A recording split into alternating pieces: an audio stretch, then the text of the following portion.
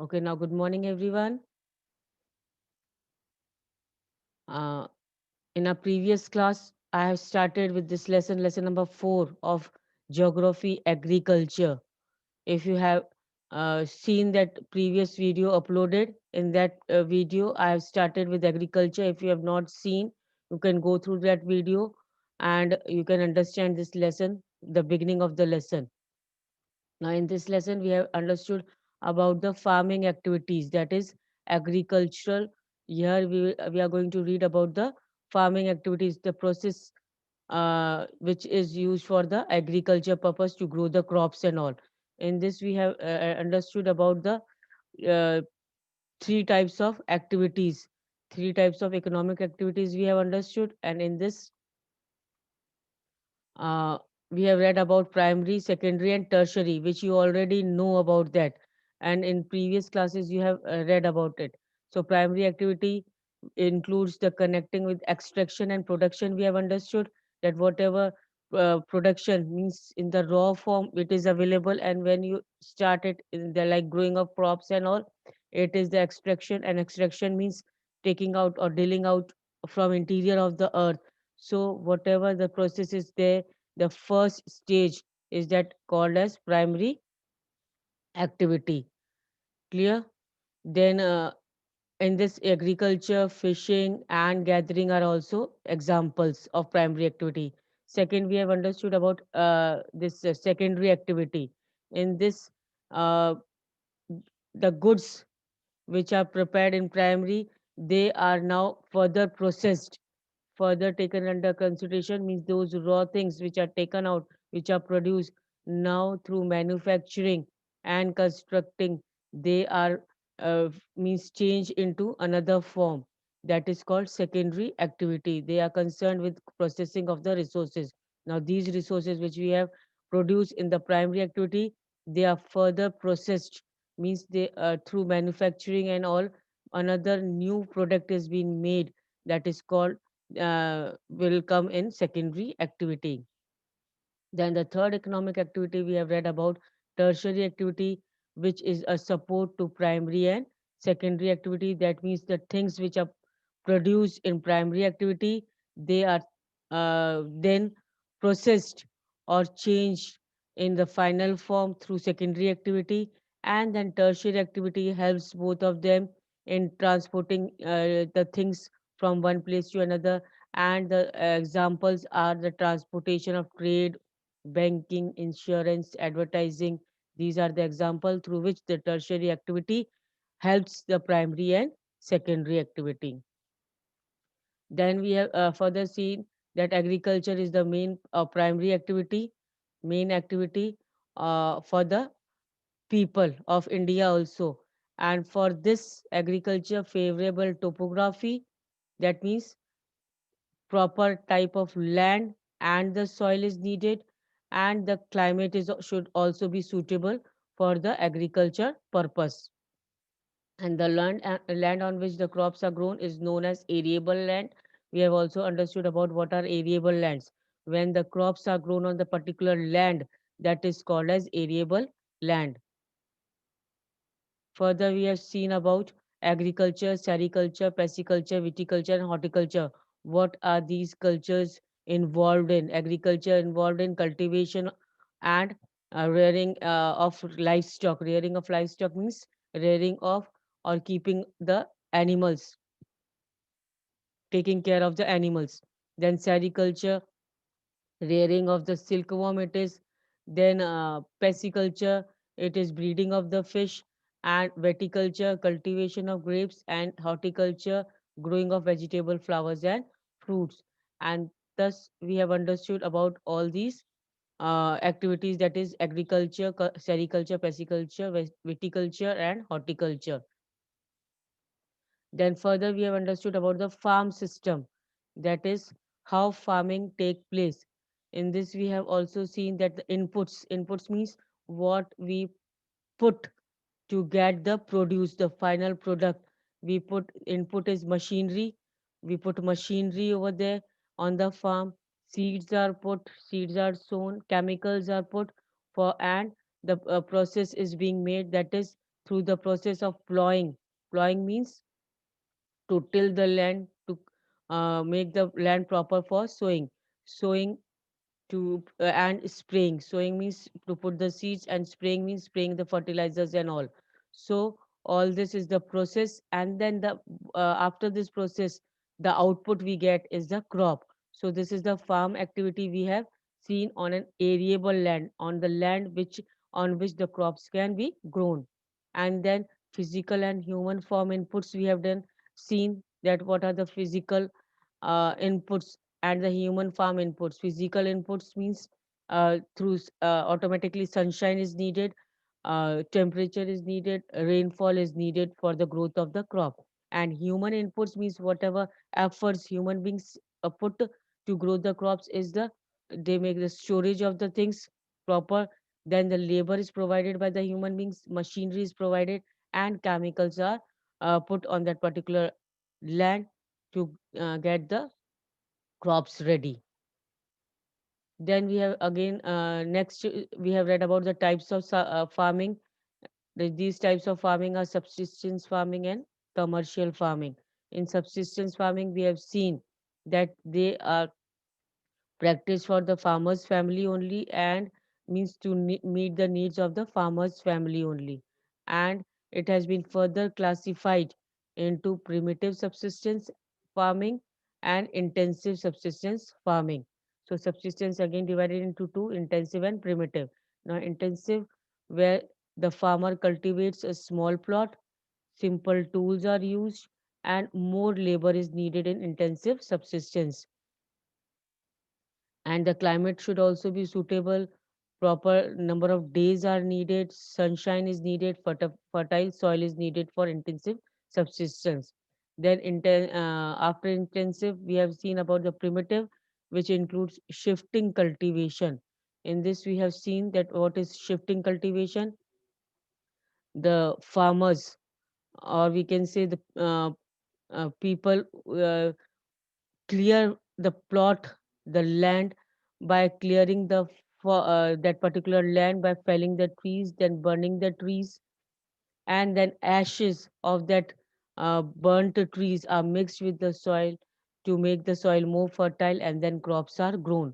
And after the crops are grown, when the soil loses its fertility, then these people, we can say, the farmers move to another place again for the same process. That is why it is called as slash and burn activity also. That means first the plot is cleared by burning the trees, whatever vegetation is there, they burn all that vegetation, and then uh, grow crops on that.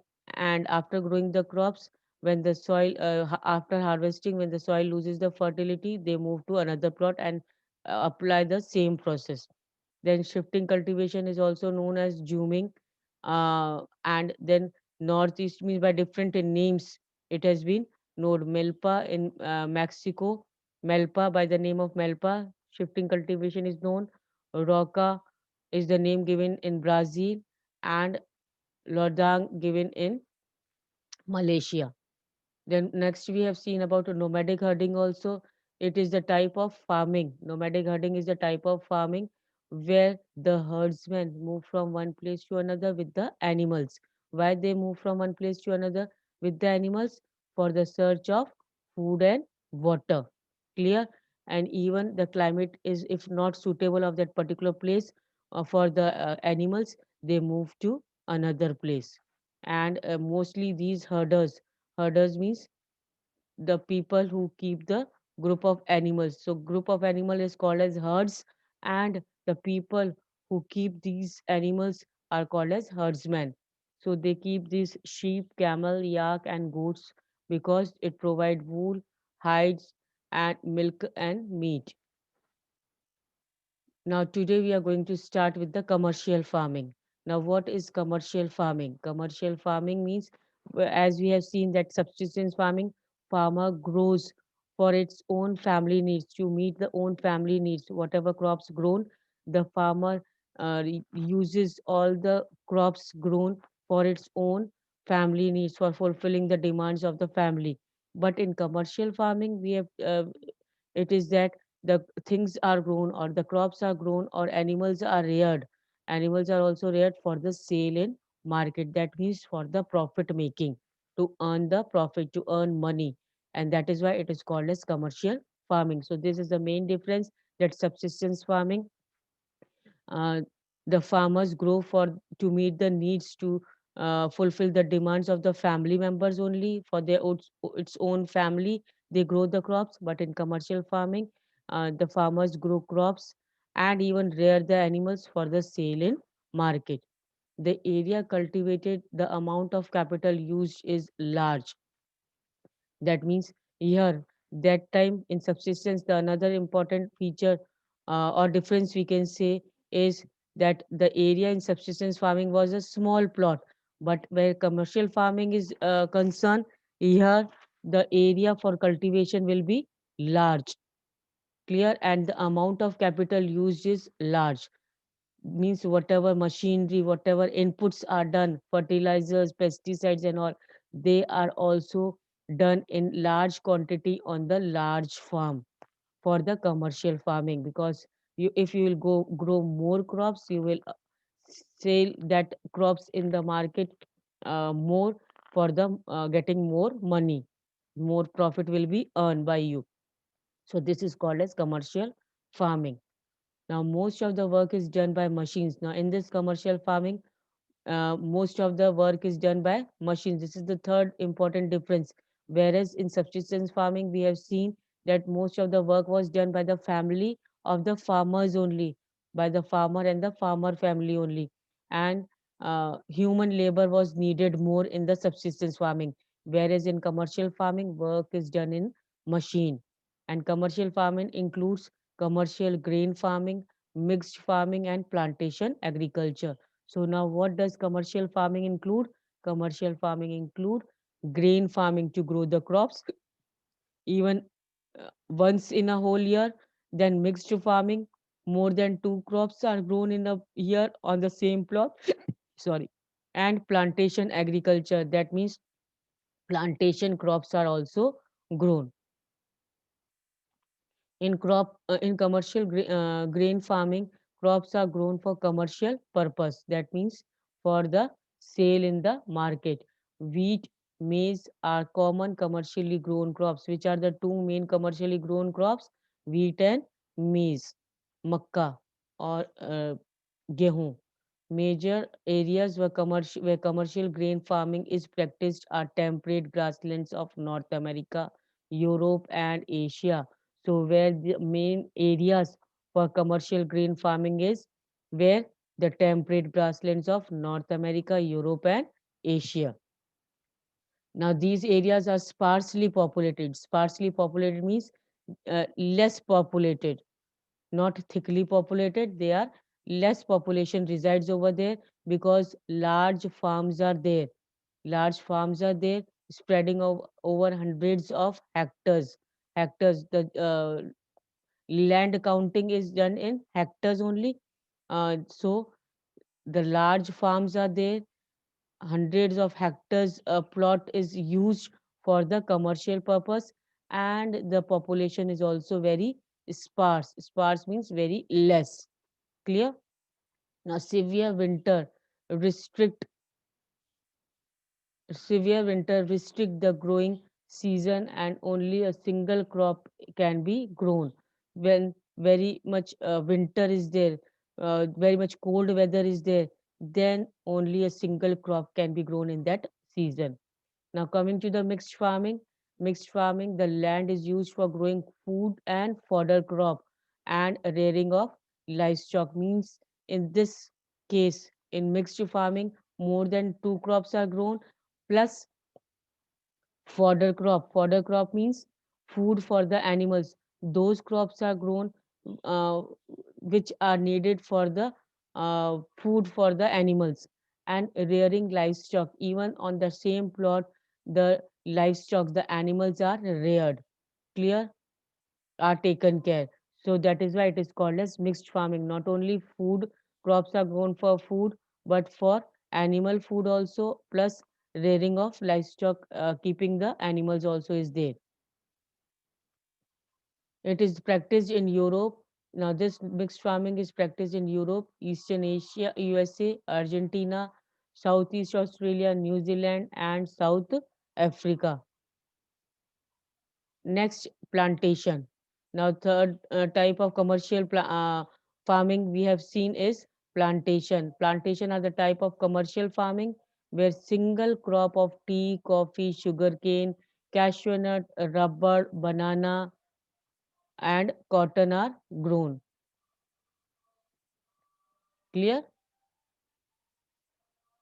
You can underline these. What are plantation crops? Name the plantation crops. Plantation crops are coffee, tea, sugarcane, cashew nuts, rubber, banana, and cotton also is included in plantation crops. So these are the plantation crops. Large amount of labor and capital are required for the plantation crops. They produce the produce may be processed on the farm itself or in nearby factories. So the produce, whatever the produce is there on the plantation, they are further processed in farm or the factories. Means these coffee and tree are first planted on the plantation as a plantation product, and then they are processed. They are changed into the final what we get in our hand, final product in farm, this factories and nearby factories is there or farm itself. There in farm itself, it is processed. The development of the transport network is thus essential for such farming. So for plantation farming, transportation network is very much essential process.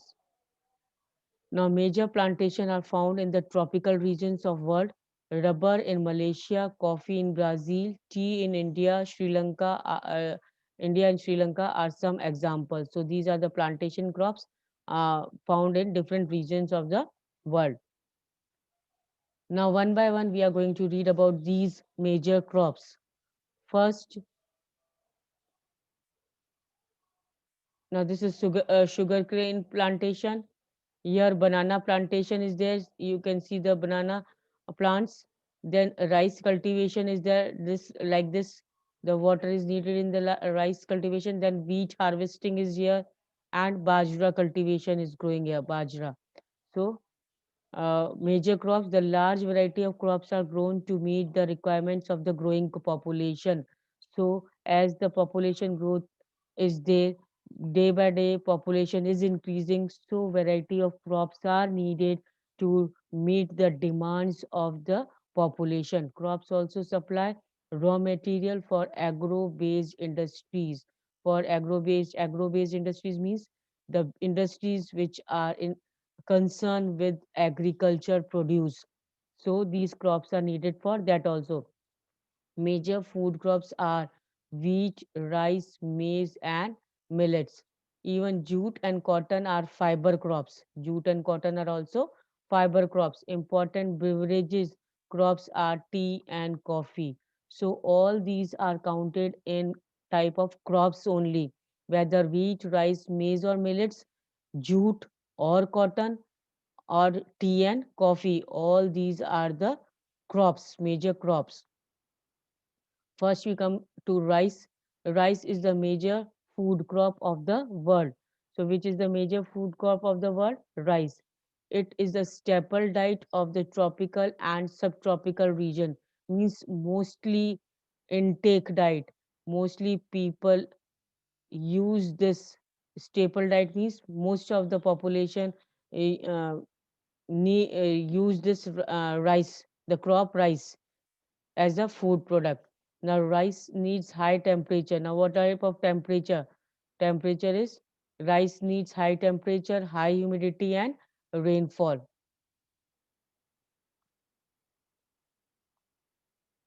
So, this is the climatic condition the rice needs. It grows best in alluvial clay soil. This is the type of soil or land we need to grow the rice. That means alluvial clay soil. And why this alluvial clay soil is used? To retain water so that the water can be there, because rice needs the crop cultivation of rice needs excessive water, much water. for the growth of the rice. So China leads in the production of rice, followed by India. So which is the leading producer of rice? China. And after China, India, Japan, Sri Lanka, and Egypt. And then favorable climatic conditions, as in West Bengal and Bangladesh, 2 to 3 crops a year are grown. Clear about the rice, about the climatic condition, about the temperature, about the soil. So these are the geographical conditions we can say to grow the rice. Now, wheat requires moderate temperature. Now, wheat requires moderate, neither too hot nor too cold, and the rainfall during growing season and bright sunshine at the time of harvest. While the harvesting of the wheat take place, it needs the bright sunshine, good amount of sunshine. It thrives best in well-drained loamy soil. It thrives best means it grows well in the loamy soil. Wheat is grown extensively in USA, Canada, Argentina, Russia, Ukraine, Australia and India. In India, it is grown in winter. So wheat is grown in winter in Australia. So this is the geographical condition of wheat. Now millets. They are also known as coarse grains and can be grown on the less fertile sandy soil. So this is the coarse grain means in the raw form, and they can be grown in the less fertile and sandy soil also. It is a hardy crop and needs low rainfall. Maize is a hardy crop and needs low rainfall to and high to moderate temperature means sometimes high, sometimes moderate, not too high, not too cold, less temperature. Even adequate rainfall is needed to grow the maize. Proper amount of rainfall is needed.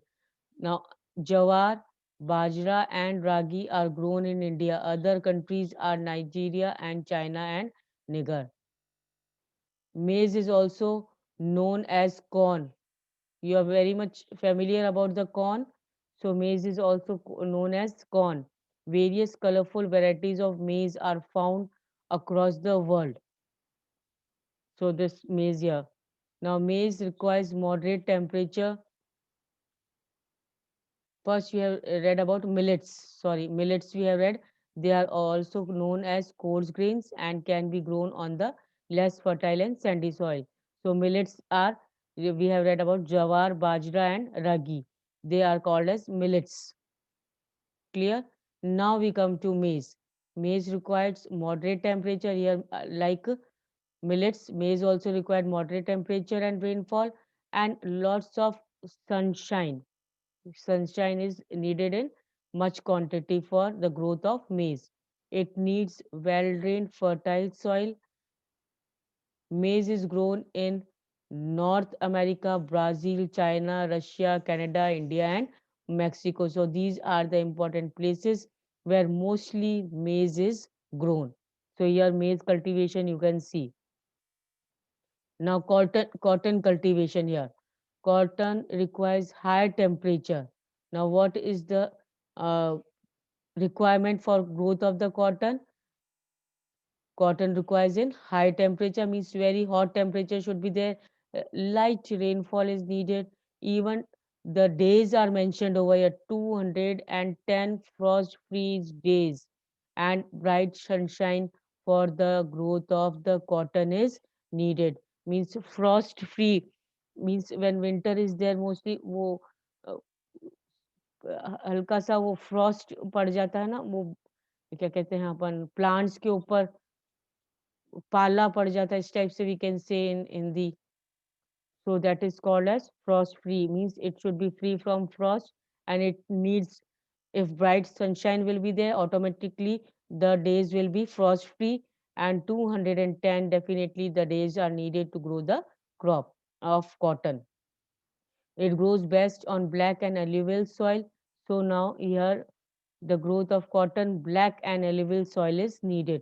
And leading producer are China, USA, India, Pakistan, Brazil and Egypt. Clear? They are the leading producer of cotton and one of the main raw material for the cotton textile industry. It is the main, the growth of cotton, that is the cotton is the main raw material for cotton textile industry. Now coming to jute, jute also known as golden fiber. So which crop is also called as golden fiber? Jute. It grows well on alluvial soil and requires high temperature, heavy rainfall, and humid climate. So this is the climatic condition jute needs to grow. This crop is grown in the tropical areas. India and Bangladesh are the leading producer of jute. Then coffee. Coffee requires warm and wet climate and well-drained loamy soil. So what type of soil is needed? Loamy soil means in which the water can penetrate, can drain out easily.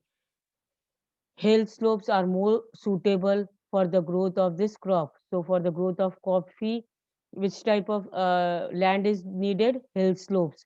Brazil is the leading producer of the coffee, and then after Brazil, Colombia and India.